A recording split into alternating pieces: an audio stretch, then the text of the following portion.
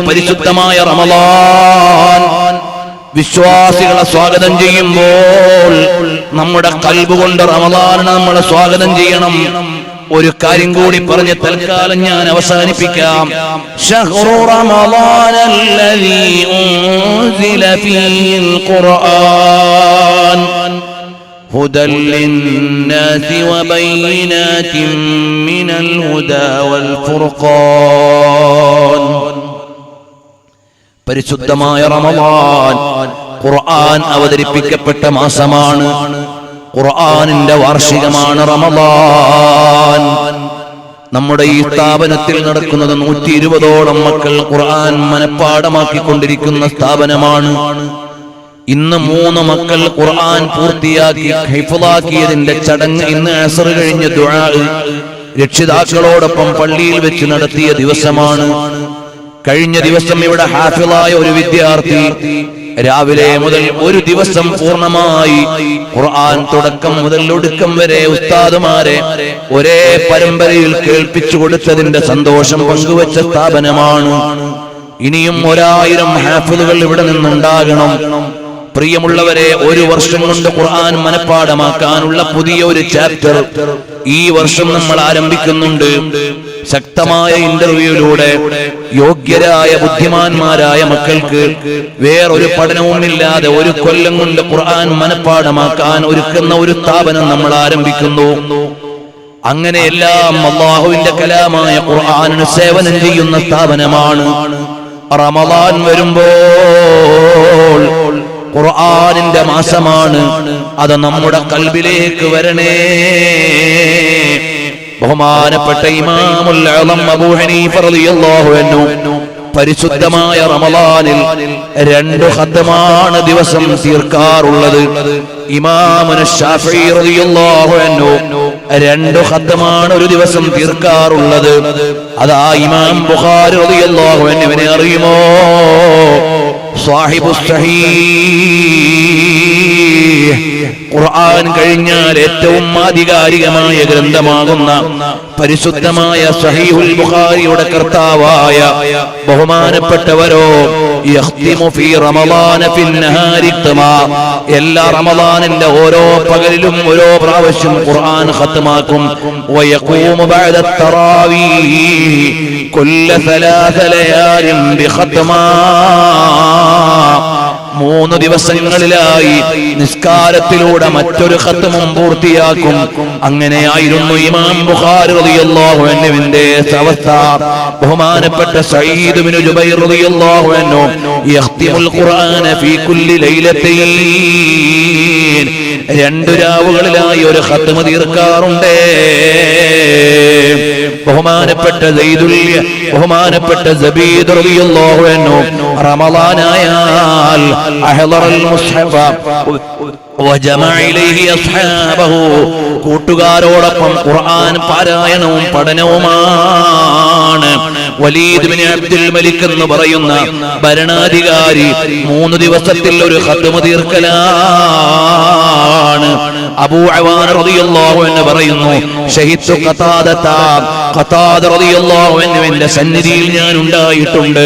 മഹാനവറുകൾ റമളാനായാൽ ഖുർആനിന്റെ ഖത്മാണ്. റബീഅ ബിൻ സുലൈമാൻ ഇമാമുന ശാഫിഈ റളിയല്ലാഹു അൻഹുവിന്റെ ശിഷ്യനാണ്. മഹാനവറുകൾ പറയാണ്, കാന ശാഫിഈ റഹിമഹുല്ലാഹ്, ഇമാമുന ശാഫിഈ റളിയല്ലാഹു അൻഹു യഖ്തിമുൽ ഖുർആന ഫീ ശഹ്രി റമളാൻ, റമളാൻ മാസമായാൽ ഖുർആനിനെ ഖത്മാക്കും. 60 ഖത്മാ, 60 പ്രാവശ്യമാണ് ഖത്മാക്കുന്നത്. യഅനി ഫീ കുല്ലി ലൈലത്തിൻ യഖ്തിമുഹു മറത്തൈൻ, എല്ലാ ഓരോ ദിവസവും 2 ഖത്മ വീതം തീർക്കുന്ന ആളായിരുന്നു ഇമാമുന ശാഫിഈ. ഇമാം അബൂ ഹനീഫ റളിയല്ലാഹു തആല അൻ കുല്ലി വാഹിദിൻ മിൻഹും അജ്മഈൻ. ഓ എന്റെ മുഅ്മിനീങ്ങളെ, നമുക്ക് പരിശുദ്ധമായ റമളാനിൽ ഒരു ഖത്മെങ്കിലും ഒന്ന് തീർത്തുകൂടെ? ഒരു ഖത്മെങ്കിലും തീർക്കാത്ത ഒരാളും ഈ മജ്ലിസ് കേൾക്കുന്നവരിൽ ഈ റമളാനിൽ ഉണ്ടാവില്ല. എല്ലാവരും ഒരു ഖത്മെങ്കിലും തീർക്കണം. ഒരു ഖത്ത് ഓതി പഠിച്ചോനെ 20-25 മിനിറ്റ് മതി ഒരു ജുസ് ഓതാൻ. കൂടി വന്നാൽ വലിയ പരിചയമില്ലാത്തതുകൊണ്ട് 1/2 മണിക്കൂർ വേണ്ടി വരും. 1/2 മണിക്കൂർ നിങ്ങൾക്ക് ഖുർആനിന്റെ കൂടെ നീക്കി വെക്കാനില്ലേ? പിന്നെ നമ്മളും ഖുർആന്റെ ആളാന്ന് പറഞ്ഞ് നടക്കണം എന്തിനാ? എവിടെങ്കിലും ഖുർആൻ കത്തിക്കുമ്പോ സമരം ചെയ്യാൻ പോണ എന്തിനാ? നമുക്ക് അല്ലാഹുവിന്റെ കലാമാകുന്ന ഖുർആനുമായി ബന്ധമുണ്ടെങ്കിൽ ഈ വരുന്ന റമദാനിൽ ഒരു പ്രാവശ്യമെങ്കിലും ഖത്മാക്കാത്ത ആരും ഉണ്ടാവരുത്. വലിയ തിരക്കിട്ട ജോലിയുള്ള ആളുകളാണ്. 10 പേജാണല്ലോ ഒരു ജുസ്, 10 കടലാസ്. ഒരു വഖ്ത് നിസ്കാരം കഴിഞ്ഞിട്ട് 2 കടലാസ് ഓതിയാ. അപ്പൊ 5 വഖ്ത് നിസ്കാരത്തിന് ശേഷം ഒരല്പസമയം അവിടെ ഇരുന്നിട്ട് 2 കടലാസ് ഓതിയിട്ട് പോവാ. എന്ന ഓരോ ദിവസവും ഓരോ ജുസ് ആവും. റമദാനാകുമ്പോൾ അത് ഏറ്റവും മിനിമമാണ്. പരമാവധി പ്രാവശ്യം പരിശുദ്ധമായ ഖുർആൻ ഖത്മാക്കണം. ഈ ഖുർആനാണ് നാളെ പരലോകത്ത് വരുന്നത്. നാളെ പരലോകത്ത് ഖുർആൻ ഓതുന്ന ആളുകളെ പിടിക്കാൻ വേണ്ടി വരും സൂറത്തുകൾ. സൂറത്തുൽ ബഖറ വന്നിട്ട് പറയും, ഇയാളെ ഇങ്ങ് തരൂ, ഖുർആൻ ഓതിയ ആളാണ് എന്ന് പറഞ്ഞിട്ട് സൂറത്തുൽ ബഖറയും ആലു ഇമ്രാനും അതുപോലെ ഖുർആനിലെ സൂറത്തുകൾ വന്നിട്ട് ആളുകളെ പിടിച്ച് സ്വർഗത്തിലേക്ക് കൊണ്ടുപോകും. അങ്ങനെ സ്വർഗത്തിലേക്ക് പോകണോ? ശഹ്റു റമളാനല്ലദീ ഉൻസില ഫീഹിൽ ഖുർആൻ. ഖുർആനിന്റെ മാസമാകുന്ന റമളാനിൽ നന്നായി ഒന്ന് പാരായണം ചെയ്യണേ. ഇനി തീരെ പാരായണം ചെയ്യാൻ അറിയില്ല, ഒരു നിലക്കും എനിക്കറിയില്ല, പണ്ട് പഠിക്കാൻ കഴിഞ്ഞില്ല. മദ്രസൊക്കെ ഉണ്ടായിരുന്നു, പക്ഷെ അന്ന് കഴിഞ്ഞില്ല. ബംഗാളിലൊക്കെ പോയുള്ള ആളുകളാണ്, അവർക്ക് പഠിക്കാൻ അവസരമില്ല. മദ്രസയില്ല, സ്കൂളില്ല, പള്ളിയില്ലാത്ത നാടുകളുണ്ട്. ഇവിടെ എല്ലാം ഉണ്ടായിരുന്നു, പക്ഷെ എന്തുകൊണ്ടോ കഴിഞ്ഞില്ല. എന്നാൽ പരിശുദ്ധമായ ഖുർആൻ പാരായണം ചെയ്യുന്നത് നിങ്ങൾ കേൾക്കൂ. നിങ്ങളുടെ വീട്ടിലെ മകൾ മദ്രസയിൽ പഠിച്ച മോളല്ലേ, മകൻ പഠിച്ച മോനല്ലേ, അവര് ഖുർആൻ ഓതുന്ന ഒന്ന് കേട്ടാൽ ആ കേൾക്കുന്നതിന് കൂലിയാണ്. ഇനി ഒരാൾക്ക് തപ്പിപ്പഴച്ചിട്ടേ ഓതാൻ പറ്റൂ, വേഗം ഇങ്ങനെ ഓതിപ്പാൻ കഴിയില്ല, തട്ടിമുട്ടി ഇങ്ങനെ ഓതാനേ പറ്റുള്ളൂ. അങ്ങനെ തട്ടിമുട്ടി ഓതുന്നവർക്ക് ലഹു അജ്റാനി, അയാൾക്ക് 2 പ്രതിഫലമുണ്ട്. എന്താ? അത്ര സാഹസപ്പെട്ട് ഓതുന്നു എന്ന കാരണത്താൽ അയാൾക്ക് ഇരട്ടി കൂലി കിട്ടും. ഖുർആൻ അങ്ങനെ പ്രയാസപ്പെട്ടുകൊണ്ട് ഓതിയാൽ. അതുകൊണ്ട് പരിശുദ്ധമായ റമളാൻ വരുമ്പോൾ ഖുർആൻ നന്നായി ഒന്ന് പാരായണം ചെയ്യണേ. അറിയുമോ, മുൻഗാമികളായ ആളുകൾ അമലുകളെ ഇഷ്ടം വെച്ചവരാണ്. നമ്മളെ അമലുകൾ ഭാരമായി കാണുന്നവരാണ്. റമളാൻ വന്നുപോയല്ലോ, എങ്ങനെ നോമ്പെടുക്കാതിരിക്കും, എന്തായാലും എടുക്കുക എന്ന് വിചാരിച്ച് പട്ടിണി കിടക്കുന്നവരുണ്ടാകാം. അതുകൊണ്ട് കൂലി കിട്ടാനില്ല, അതുകൊണ്ട് കൂലി കിട്ടൂല. എല്ലാരും നിസ്കരിക്കാൻ പോയില്ലെങ്കിൽ ഒരു മോശമല്ലേ, അതുകൊണ്ട് ഞാൻ നിസ്കരിച്ചേക്കാം. അങ്ങനെ അമലുകളെ ഭാരമായി കാണുന്നവർ, അങ്ങനെ അത് മുനാഫിഖിന്റേതാണ്. ഹദീസിൽ കാണാം, ഇമാം മുവത്ത റളിയല്ലാഹു അൻഹു, ഇമാം മാലിക് റളിയല്ലാഹു അൻഹു മുവത്തയിൽ രേഖപ്പെടുത്തിയത് കാണാം. ഒരാൾ ഇങ്ങനെ അസറിന്റെ അവസാന സമയം വന്നിട്ട് ഇങ്ങനെ അസർ നിസ്കരിക്കും. അപ്പൊ പറഞ്ഞു, ഇത് മുനാഫിഖിന്റെ നിസ്കാരമാണ്. ഇവിടെ വലിയ വ്യാഖ്യാനം അയിമ്മത്ത് രേഖപ്പെടുത്തിയിട്ടുണ്ട്. ഇയാളെന്താ ഇങ്ങനെ ഏതായാലും നിസ്കരിക്കാണ്ട് കഴിയില്ലല്ലോ എന്ന് വിചാരിച്ച് നിസ്കരിക്കുകയാണെങ്കിൽ സ്വലാത്തുൽ മുനാഫിഖ് എന്ന് പറഞ്ഞു ഹദീസിൽ. അതിനെ അയിമ്മത്ത് വിശദീകരിച്ചു. പ്രിയമുള്ളവരെ അറിയണം, അതുകൊണ്ട് നമ്മൾ ആവേശത്തോടെ അമലുകൾ ചെയ്യുന്നവരാകണം. നിസ്കാരത്തിലേക്ക് എങ്ങനെയാണ് വരേണ്ടത്? ഹബീബായ സല്ലല്ലാഹു അലൈഹി വസല്ലം തങ്ങൾക്ക് എന്തെങ്കിലും ഒരു പ്രയാസഘട്ടമുണ്ടായാൽ ഇദാ ഹമ്മഹു അംറുൻ ബാദറ ഇലസ്സലാഹ്, നബി സല്ലല്ലാഹു അലൈഹി വസല്ലം തങ്ങൾക്ക് എന്തെങ്കിലും ടെൻഷന്റെ സാഹചര്യം ഉണ്ടായാൽ ബാദറ ഇലസ്സലാഹ്, പെട്ടെന്ന് നിസ്കാരത്തിലേക്ക് അങ്ങ് പോകും. കാരണം നിസ്കാരം ആനന്ദമാണ്, റബ്ബ് സുബ്ഹാനഹു വ തആലയോടുള്ള സംഭാഷണമാണ്, രസമുള്ള കാര്യമാണ്. ഖുർറത്തു ഐനി ഫിസ്സലാഹ്. മഹാന്മാരായ ഒരുപാട് ആളുകൾ പറഞ്ഞു, ഉമർ ഇബ്നുൽ ഖത്താബ് തങ്ങളടക്കം പറഞ്ഞു, എനിക്ക് ഈ ലോകത്ത് ജീവിക്കണമെന്ന് ആഗ്രഹമുള്ളത് ഇവിടെ തോട്ടത്തിന്റെ ഉടമയാകാനല്ല, വലാലി കരിയിൽ അഷ്ജാർ വലാലിൽ അസ്മാരി വലാലിൽ അൻഹാർ, ഇവിടെ പുഴയൊഴുകുന്ന തോട്ടങ്ങൾക്ക് വേണ്ടിയല്ല. ഈ ലോകത്തൊരു 4 ദിവസം കൂടി ജീവിക്കണമെന്ന് ഞാൻ ആഗ്രഹിക്കുന്നത് 2-3 കാര്യങ്ങൾക്ക് വേണ്ടിയാണ്. അതിലൊന്ന് സ്വലാത്തുൽ ലൈൽ, രാത്രിയുള്ള നിസ്കാരത്തിന്റെ രസമാണ്. രാത്രിയുള്ള നിസ്കാരത്തിന് എന്തൊരു രസ! മരിച്ചുപോയാൽ ഇപ്പൊ അത് നഷ്ടായി പോവല്ലോ. അതേ ഉള്ളൂ ഈ ലോകത്ത് ജീവിക്കാൻ എനിക്ക് ആഗ്രഹം. ബാക്കിയുള്ളത് ഒന്ന് രാത്രിയുള്ള നിസ്കാരത്തിന്റെ രസം. നമ്മളൊന്ന് ആലോചിച്ചു, മരിച്ചാലെങ്കിലും സുബഹിസ്കാരത്തിൽ നിന്ന് ഒഴിവായി കിട്ടിയില്ലോ എന്ന് വിചാരിക്കാം. അങ്ങനല്ല, നിസ്കാരത്തിന്റെ രസം മാത്രമേ ഉള്ളൂ. അതിനാണ് ഞാൻ കാത്തിരിക്കുന്നത്. അറിയുമോ, ഖുർആനെ സ്നേഹിച്ച വലിയ വലിയ മഹാന്മാരുണ്ട്.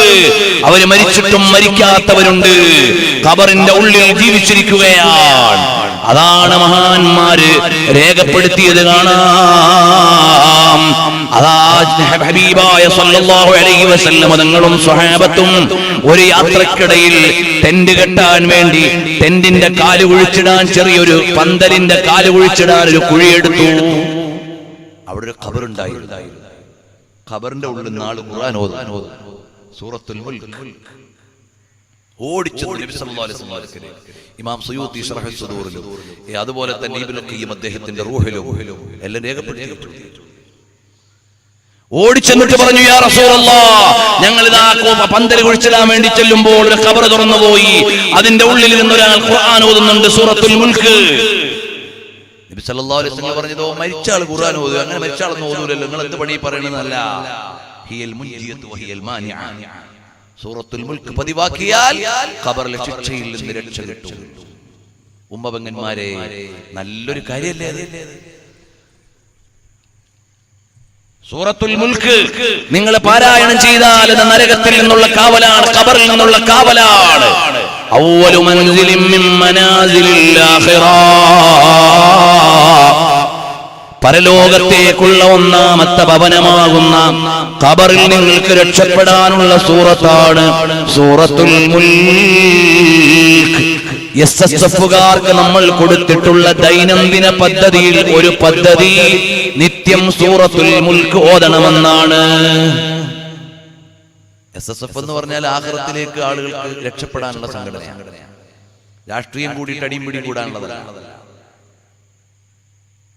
അതുകൊണ്ട് എല്ലാ എസ്എസ്എഫുകാരും സൂറത്തുൽ മുൽക്ക് ഓതണം, ഹദ്ദാദ് ഓതണം, സ്വലാത്ത് ചൊല്ലണം. ഇത് 3ഉം ഡെയിലി ചെയ്യാൻ വേണ്ടി സംഘടന നിർദ്ദേശിച്ചിട്ടുള്ള കാര്യമാണ്.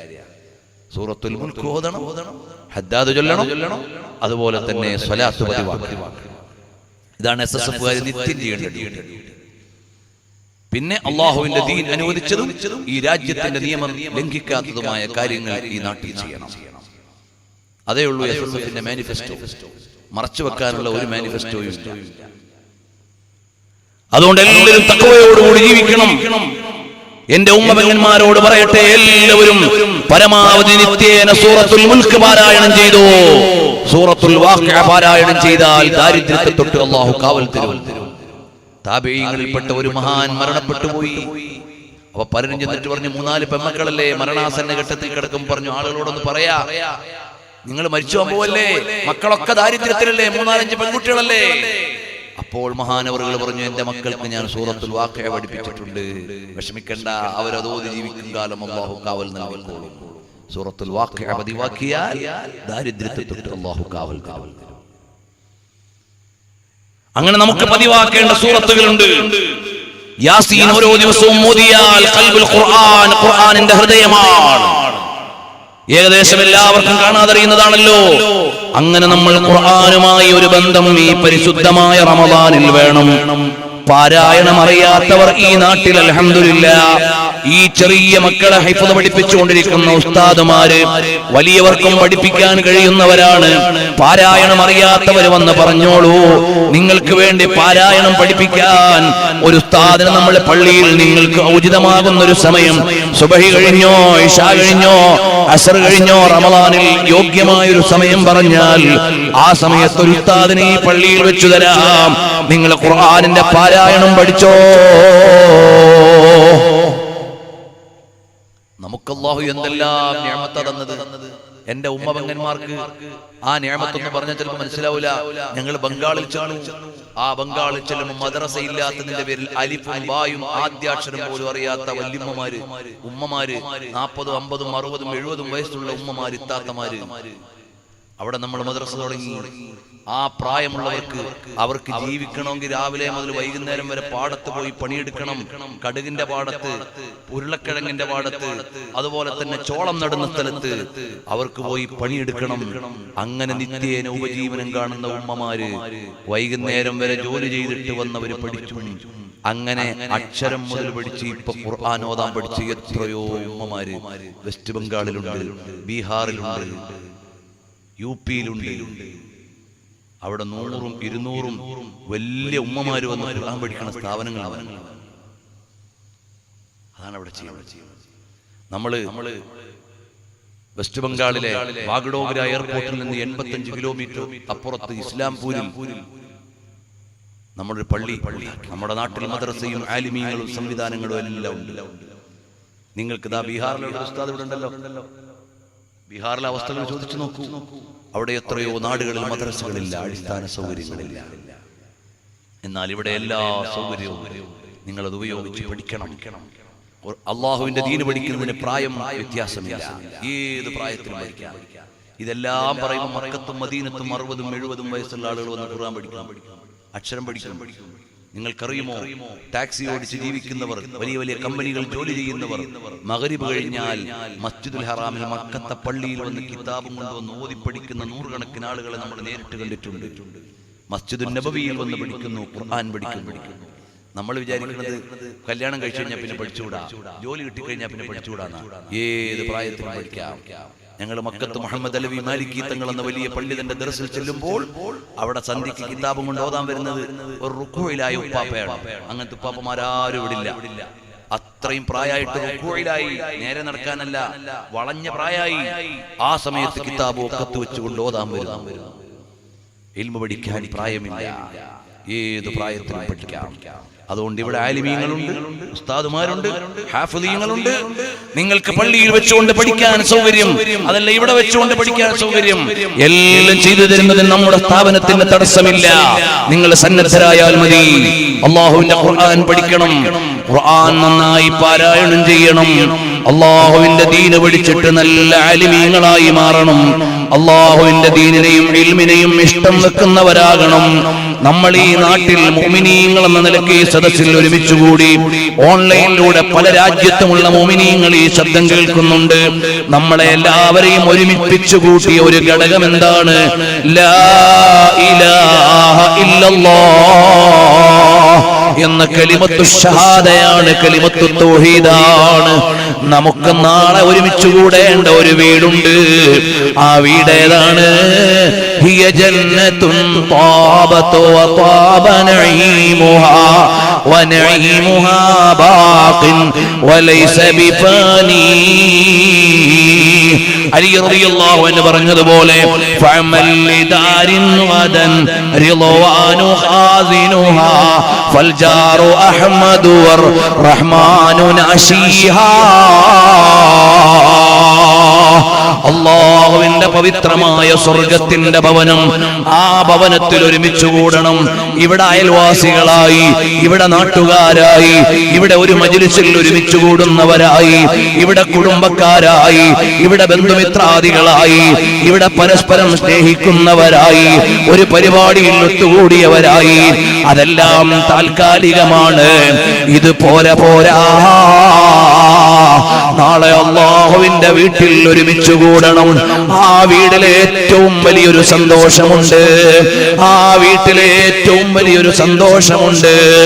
ആ സന്തോഷം പറഞ്ഞു ഞാൻ നിർത്തട്ടെ. ഫർഹത്താനി ലിസ്സായിമി, നോമ്പുകാരന് 2 സന്തോഷമുണ്ട്.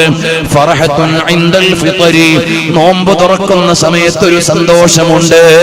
രണ്ടാമത്തെ സന്തോഷം അതേതാണെന്നറിയുമോ? ഫർഹത്തുൻ ഇൻദൽ ലിഖാ. രാജാതിരാജനായ സർവാധിപതിയായ ഉലകത്തിന്റെ ഉടയവനായ പ്രപഞ്ചത്തിന്റെ കർത്താവായ എനിക്കും നിങ്ങൾക്കും ജീവനും ജലവും എല്ലാം നൽകിയ പരമാധികാരത്തിന്റെ ഉടമയായ ജല്ല ജലാലായ റബ്ബ് തആല അവനെ കാണാൻ പറ്റുന്നത് സ്വർഗവാസികൾക്കാണ്, സ്വർഗത്തിലെ എല്ലാവർക്കും കിട്ടൂല. അല്ലാഹുവിനെ ഏറ്റവും പ്രിയമുള്ള ആളുകൾക്ക് കിട്ടുന്നതാണ് ലിഖാഉർ റഹ്മാൻ. വാദി ഫൈഹാ എന്നൊരു താഴ്വരയുണ്ട് സ്വർഗത്തിലെ. ആ സ്വർഗത്തിന്റെ താഴ്വരയിൽ വരുന്നത് മുഅ്മിനീങ്ങളിൽ നിന്നുള്ള സ്വാലിഹീങ്ങളിൽ നിന്നുള്ള വിഐപികൾ മാത്രം വരുന്ന ഒരു താഴ്വരയാണ്. വിഐപികൾ മാത്രം വരുന്ന ഒരു താഴ്വരയാണ്. ആ താഴ്വരയിലേക്ക് അല്ലാഹുവിന്റെ തജല്ലി ഉണ്ടായിട്ട് ചോദിക്കും, നിങ്ങൾക്ക് എന്താണ് വേണ്ടത്? നിങ്ങൾക്ക് എന്താണ് വേണ്ടത്? നിങ്ങൾക്ക് എന്താണ് വേണ്ടത്? അല്ലാഹുവേ, നിന്റെ പൊറുക്കലാണ് ഞങ്ങൾക്ക് വേണ്ടത്. നിങ്ങൾക്ക് പുറത്തു തന്നത് കൊണ്ടല്ലേ നിങ്ങൾക്ക് സ്വർഗം കിട്ടിയത്, നിങ്ങൾ ഇവിടെ എത്തിയത്. പിന്നെ എന്താണ് നിങ്ങൾക്ക് വേണ്ടത്? റബ്ബേ, നിന്നെ ഒന്ന് കാണാൻ ആഗ്രഹമുണ്ട്, നിന്നെ ഒന്ന് കാണാൻ ആഗ്രഹമുണ്ട്. ആ സമയത്ത് അല്ലാഹുവിന്റെ ലിഖാ കിട്ടുന്നവർ, അർഹതയുള്ള ഒരു അമലുമില്ലെങ്കിലും ആഗ്രഹിക്കാൻ ഞങ്ങൾക്ക് ആഗ്രഹം വന്നുപോയി. അതുകൊണ്ട് നിന്റെ ഔദാര്യം കൊണ്ട് നിന്റെ ലിഖാ ലഭിക്കുന്ന സ്വാലിഹീങ്ങളിൽ ഞങ്ങളെ പെടുത്തണം അല്ലാഹ്. പ്രിയമുള്ളവരെ, അതൊരു ലോകമാണ്. സ്വർഗത്തിൽ കടന്നാൽ ഈ ലോകം മുഴുവനും മറന്നുപോകും. സ്വർഗത്തിലെ ഏറ്റവും ലാസ്റ്റ് സ്വർഗത്തിലേക്ക് പോണ ആള് ഇമാം തുർമുദി അവിടുത്തെ ശമായിൽ ഉദ്ധരിക്കുന്നു. സ്വർഗത്തിക്ക് അവസാനം പോണ ആള് നരകത്തിൽ നിന്ന് കുറെ ശിക്ഷയൊക്കെ അനുഭവിച്ച് അവസാനം 4 കാലും മേൽ എഴഞ്ഞ് ഇങ്ങനെ സ്വർഗത്തിലേക്ക് ചെല്ലും. ഇത് മുത്തുനബി സല്ലല്ലാഹു അലൈഹി വസല്ലം പറയാണ്. അവിടുത്തെ ശമാഇൽ തുർമുദിയിൽ അശ്ശമാഇൽ മുഹമ്മദിയിൽ ഇമാം തുർമുദി ഉദ്ധരിക്കുന്നു. നബി സല്ലല്ലാഹു അലൈഹി വസല്ലം തങ്ങളുടെ പുഞ്ചിരിയെ കുറിച്ച് പറയുന്ന അധ്യായത്തിൽ അവസാനം ഇങ്ങനെ പോകും. നരകത്തിനൊക്കെ ശിക്ഷയൊക്കെ അനുഭവിച്ച് ആകെ കുഴഞ്ഞു മറിഞ്ഞ് 4 കാലിൽ എഴഞ്ഞ് അല്ലെങ്കിൽ പിൻഭാഗം കൊണ്ട് അദ്ദേഹം ഇങ്ങനെ പോകും. അല്ലാഹു സ്വർഗത്തിലേക്ക് കൊടുക്കുന്ന ആൾ. അങ്ങനെ ലാസ്റ്റത്തെ ആള് ചെന്ന് സ്വർഗത്തിൽ നോക്കുമ്പോൾ സ്വർഗം മുഴുവനും ഹൗസ്ഫുൾ ആണ്. ആ സമയത്ത് ചോദിക്കും, പടച്ചോനെ, നീ എന്നെ കളിയാക്ക, സ്വർഗം മുഴുവനും ഫുള്ളായി പോയല്ലോ പടച്ചോനെ. ഇത് പറഞ്ഞിട്ടാണ് മുത്തനബി തങ്ങൾ ചിരിക്കുന്നത്. ഒരാൾക്ക് അല്ലാഹു വന്നു കൊടുക്കുന്ന സ്വാതന്ത്ര്യം നോക്കൂ എന്ന് പറഞ്ഞിട്ട് അവിടുത്തെ തേറ്റപ്പല്ലുകൾ വെളിവാകുന്നവരെ ചിരിച്ചു. അപ്പൊ അദ്ദേഹത്തോട് അല്ലാഹു പറയും, നിനക്ക് ദുനിയാവ് ഓർമ്മയുണ്ടോടോ? ആ ദുനിയാവ് നിന്റെ മനസ്സിൽ നീ ആലോചിച്ചോ? ആ ദുനിയാവിന്റെ മുഴുവനും അതിന്റെ ഇരട്ടിയും നിനക്ക് തന്നിരിക്കുന്നു. അതാണ് അദ്നാ മൻസിലത്തിൽ ജന്ന ളിഅഫൈ ദുനിയ. ഈ ദുനിയാവിന്റെ മുഴുവൻ സൗകര്യങ്ങളുടെയും ഇരട്ടിയാണ് സ്വർഗത്തിലെ ഏറ്റവും താഴ്ന്ന സ്ഥാനം. അത്രയും മനോഹരമാണ് സ്വർഗ്ഗം. ആ സ്വർഗത്തിലേക്ക് കടക്കുന്നതോടുകൂടി ഈ ലോകം മുഴുവനും മറക്കും. അല്ലാഹുവിന്റെ ജലാൽ, അല്ലാഹുവിന്റെ ലിഖാ കിട്ടിക്കഴിഞ്ഞാൽ സ്വർഗം മുഴുവനും മറക്കും. അപ്പൊ ആ ലിഖാഇന്റെ മാധുര്യം ഒന്ന് ആലോചിച്ചു. ആ ലിഖാ കിട്ടുമ്പോഴാണ് നോമ്പുകാരൻ സന്തോഷിക്കുന്നത്. ഫർഹത്തുൻ ഇൻദൽ ഫിത്രി വഫർഹത്തുൻ ഇൻദൽ ലിഖാ. അല്ലാഹുവേ, ഞങ്ങളുടെ പാപങ്ങളെല്ലാം നീ പുറത്തു തരണം റഹ്മാനേ. ഞങ്ങൾ ഇതൊന്നും ചോദിക്കാൻ അർഹതയുള്ളവരല്ല, തെറ്റുകുറ്റങ്ങളേറെ നിറഞ്ഞു പോയവരാണ്. ഞങ്ങളുടെ രാപ്പകലുകളുടെ കഥ മുഴുവനും നിനക്കറിയാം.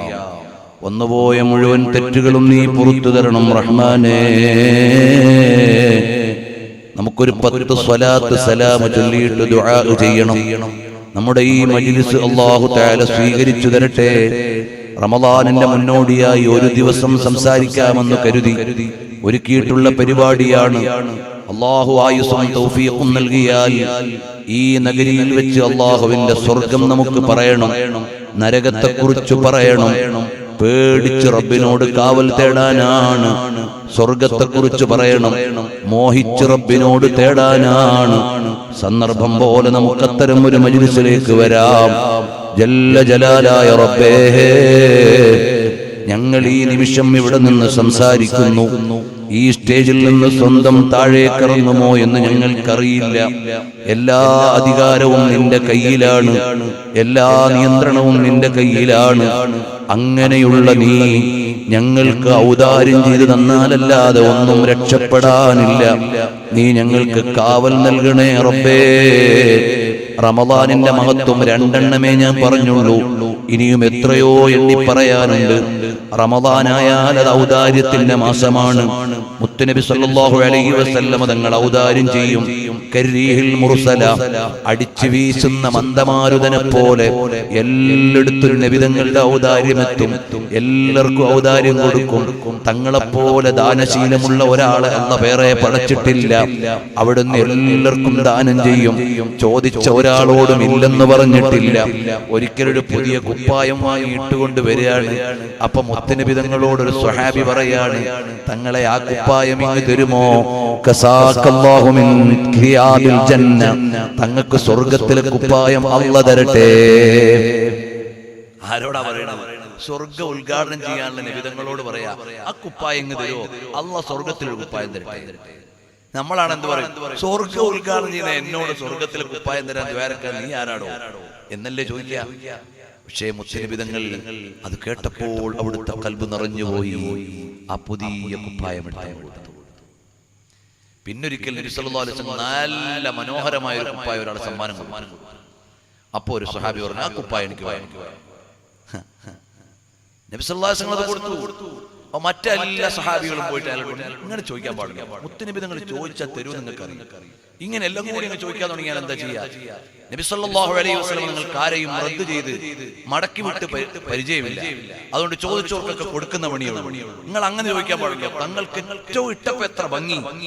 ചില വസ്ത്രത്തെ കുറിച്ച് ആയിഷ റളിയല്ലാഹു അൻഹ പറയും, വസ്ത്രത്തിന്റെ ഭംഗിയാണോ തങ്ങളോട് ചേർന്ന് നിൽക്കുന്നത്, തങ്ങളുടെ ഭംഗിയാണോ വസ്ത്രത്തോട് ചേർന്ന് നിൽക്കുന്നത്? നോക്കുമ്പോൾ അത്ഭുതമാണ് എന്ന് പറയും. എന്ന മാതിരി നല്ലൊരു കുപ്പായം ഇട്ട് തങ്ങൾ ഇട്ട് നോക്കിയപ്പോൾ നല്ല രസമുണ്ട്. നിങ്ങളത് ചോദിക്കാൻ പാടുണ്ടായിരുന്നു. അപ്പൊ ആ സ്വഹാബി കരഞ്ഞുകൊണ്ട് പറഞ്ഞു, എനിക്കത് കഫംപുടവയാക്കാൻ വേണ്ടി ചോദിച്ചതാണ്. എനിക്ക് ഈ ലോകത്തിട്ടുകൊണ്ട് വലസാനല്ല. ഞാൻ നാളെ മരിച്ചുപോയാൽ എന്നെ ആ മുത്തുനബി തങ്ങളിട്ട കുപ്പായം കൊണ്ട് പൊതിഞ്ഞ് ഞാൻ രക്ഷപ്പെടും. അതിനുവേണ്ടി ഞാൻ വാങ്ങി വെച്ചതാണ്. നിങ്ങൾ എന്നെ കുറ്റം പറയല്ലേ.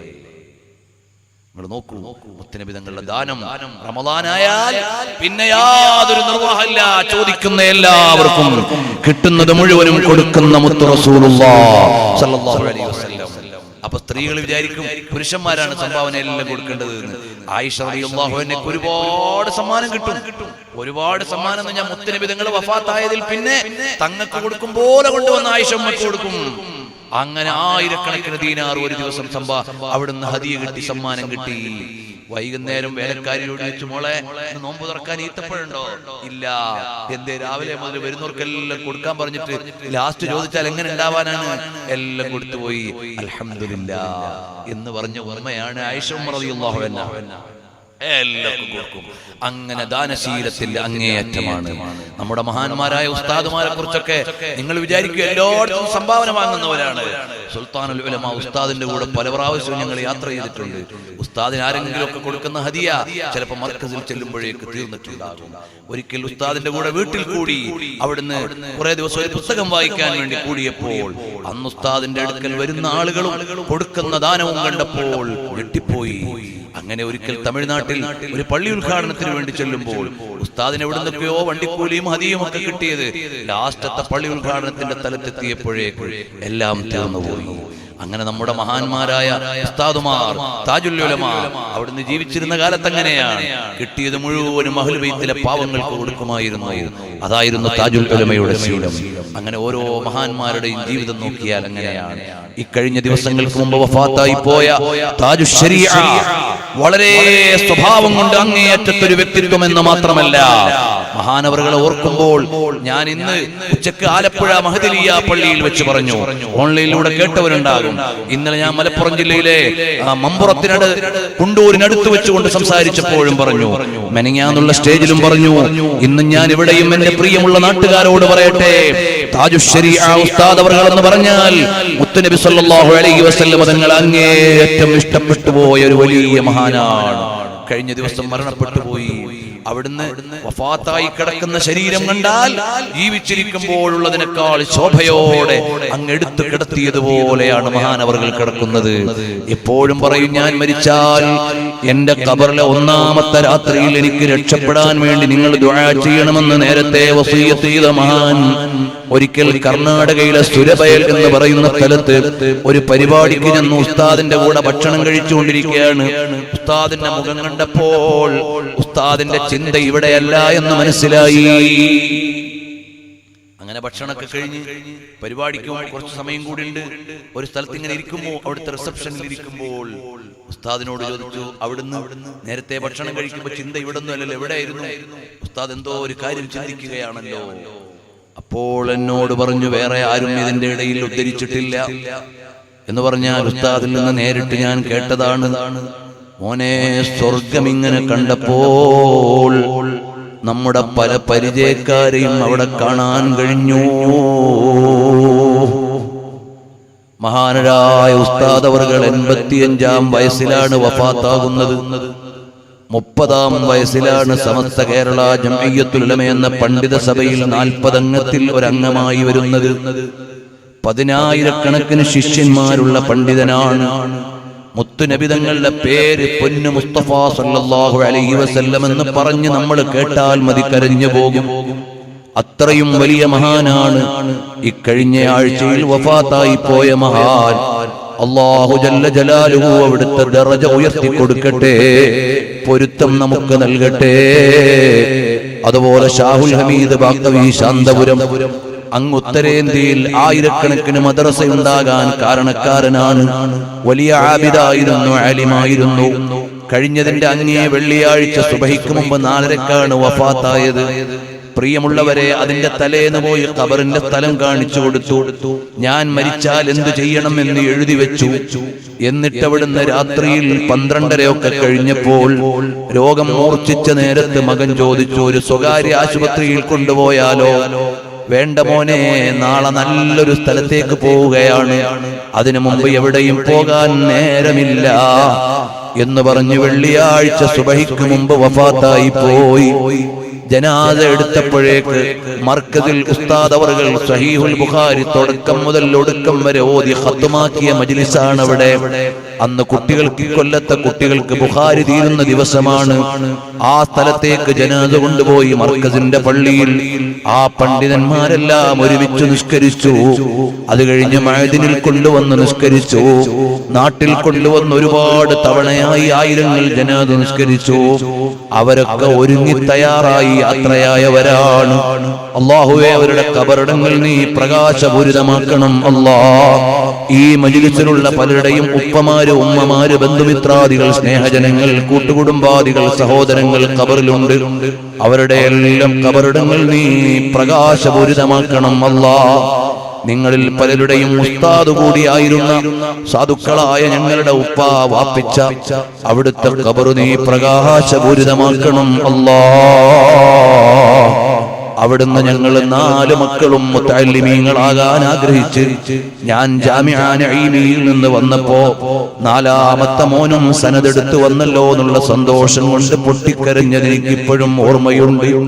ആ ഉപ്പാന്റെ ഖബർ നീ സ്വർഗമാക്കി കൊടുക്കണം അല്ലാഹ്. ഖബറിലേക്ക് ഈ വെളിച്ചവും സന്തോഷവും നൽകണം അല്ലാഹ്. ഇവിടെ ഇങ്ങനെ പറയുമ്പോ പലരും ഇങ്ങനെ ആലോചിക്കുന്നുണ്ടാവും, എന്റെ ഉപ്പ, എന്റെ ഉപ്പ, എന്റെ ഉമ്മ എന്ന് ചിന്തിക്കുന്നവരുണ്ടാകും. ഞാൻ പറഞ്ഞാൽ എല്ലാവരും ഏതായാലും എത്തൂല.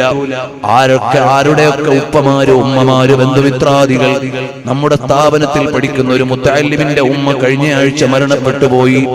ആ ഉമ്മാന്റെ ഖബറടക്കം നീ സ്വർഗമാക്കി കൊടുക്കണം അല്ലാഹ്. പ്രിയമുള്ളവരെ, സ്വലാത്തിൽ ദുആ നമ്മൾ പിരിയാൻ പോവാണ്.